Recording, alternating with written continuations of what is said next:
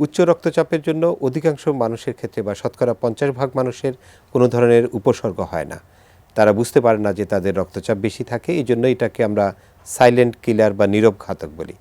যাদের ক্ষেত্রে উপসর্গ হয় তাদের ক্ষেত্রে সাধারণত মাথা ব্যথা, মাথা ঘোরানো, ঘাড়ে ব্যথা অথবা হাঁটতে গেলে বুক ধড়ফড় করা, খুব অল্পতে হয়রান হয়ে যাওয়া, এ ধরনের উপসর্গ নিয়ে ওনারা হাজির হন।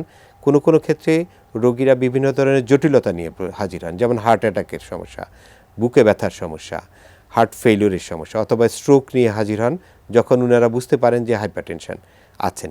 তার মানে হচ্ছে আপনার কোনো উপসর্গ না থাকলেও আপনার উচ্চ রক্তচাপ থাকতে পারে, এবং আপনি রক্তচাপ চিকিৎসা অবস্থায় রক্তচাপ নিয়ন্ত্রণে না থাকলেও আপনার কোনো উপসর্গ নাও থাকতে পারে।